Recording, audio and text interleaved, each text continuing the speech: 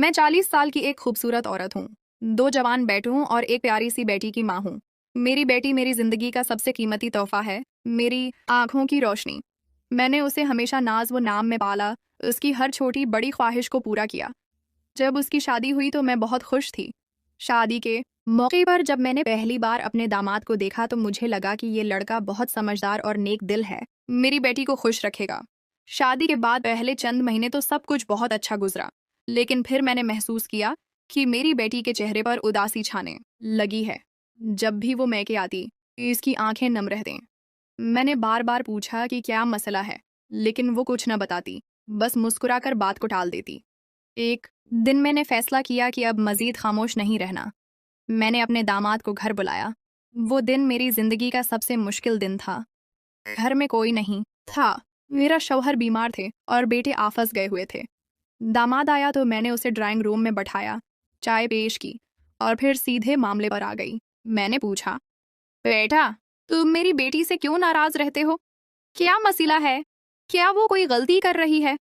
उसने मुझे अजीब सी नजर से देखा, फिर होंठों पर एक रासरार मुस्कुराहट लेकर कहने लगा, आपने पूछा है तो सच बता देता हूँ। मैंने आपकी बेटी से शादी आपकी वजह से की है। मेरा दिल धक से रह गया। मैंने हैरत से पूछा, ये क्या कह रहे हो? ये कौन सी बात हुई? वो आहिस्ता से बोला, मैं आपसे प्यार करता हूँ। मैंने आपकी बेटी से सिर्फ इसलिए शादी की ताकि आपके करीब रह सकूं। अगर आप मेरी बात नहीं मानेंगी तो मैं आपकी बेटी को खुश नहीं रखूंगा। ये सुनकर मैं थर-थर कांपने लगी। मेरी समझ में नहीं आ रहा था कि मैं क्या करूं। एक तरफ मेरी बेटी की खुशी थी, दूसरी तरफ ये खौफनाक हकीकत। मैंने गुस्से से कहा, ये गलत है।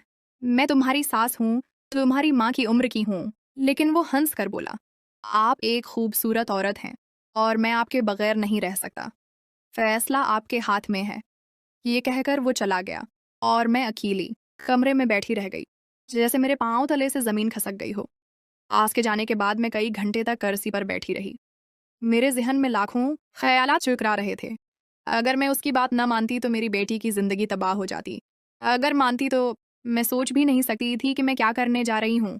3 दिन तक मैंने किसी से बात नहीं की, न खाया, न पिया, बस अपने कमरे में बंद रही। आखिरकार, जब मैंने अपनी बेटी के आंसुओं को याद किया, तो मैंने फ़ैसला कर लिया।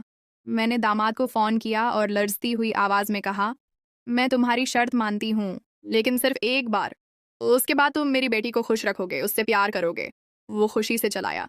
जी ज़रूर, आप देखेंगे, मैं आपकी बेटी को शहज़ादी की तरह रखूंगा। अगले दिन मेरी बेटी अपनी सहेलियों के साथ फार्म हाउस गई हुई थी। दामाद ने मुझे बुलाया। मैंने नहाया, अपने अच्छे कपड़े पहने, थोड़ा सा मेकअप किया।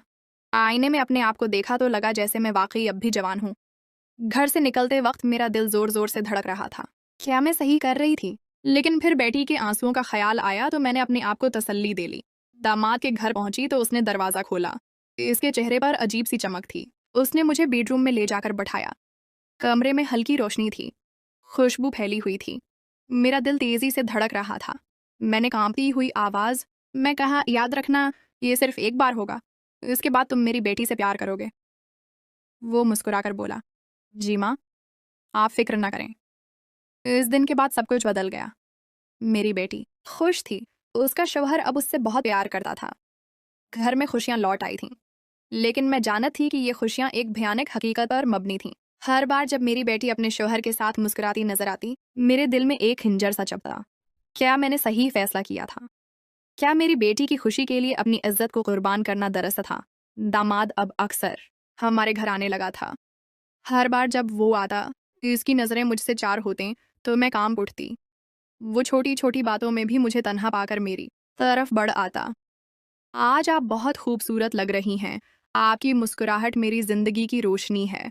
ऐसे फकरे वो बार बार दोहराता। मैं चाहती तो उसे डांट देती, लेकिन फिर बेटी के चेहरे का ख्याल आता और मैं खामोश हो जाती। एक दिन मेरी बेटी ने मुझसे कहा, आम्मी, आजकल आप कुछ परेशान सी लगती हैं। क्या बात है? मैंने झट से मुस्कुराकर कहा, कुछ नहीं बेटा, बस थोड़ा सा सिर दर्द है। लेकिन अंदर ही अंदर मेरा दिल रोता रहा। मैं अपनी बेटी को सच बताना चाहती थी, लेकिन खौफ ने मुझे रोक लिया। अगर ये राज खुल गया तो मेरी बेटी की जिंदगी तबाह हो जाएगी। शाम को जब सब सो चुके थे, मैं अपने कमरे की खिड़की के पास खड़ी चांद को देख रही थी। मेरी आंखों से आंसुओं की एक लड़ी गिर गई। मैंने अपने आप से पूछा, क्या मैं एक अच्छी माँ हूँ? क्या मेरी बेटी अगर सच जान ले तो मुझे माफ कर पाएगी? लेकिन जवाब किसी के पास नहीं था। अगले दिन सुबह मेरी बेटी ने मुझे गले लगाकर कहा, आम्मी, आप दुनिया की बेहतरीन माँ हैं। उसके ये अल्फाज सुनकर मैं फूट फूट कर रोने लगी। वो हैरान होकर बोली, आम्मी आप क्यों रो रही हैं? मैंने उसके बालों को सहलाते हुए कहा, कुछ नहीं बेटा, बस तुम्हारी मोहब्बत ने मुझे रुला दिया। लेकिन अंदर ही अंदर मैं जानती थी कि ये मोहब्बत एक झूठ पर कायम है, एक ऐसा राज जो शायद कभी ना खुले, लेकिन जो हमेशा मेरे दिल को खाता रहेगा। मैंने अपनी बेटी को खुश देखने के लिए अपनी इज्जत, अपनी खुददारी सब कुछ कुर्बान कर दी थी। क्या यही माँ होने का मतलब था? क्या मोहब्बत हमेशा ऐसी ही कुर्बानियां मांगती है? आज भी जब मेरी बेटी अपने शौहर के साथ खुश नजर आती है, मेरे दिल में एक अजीब सी कसक होती है।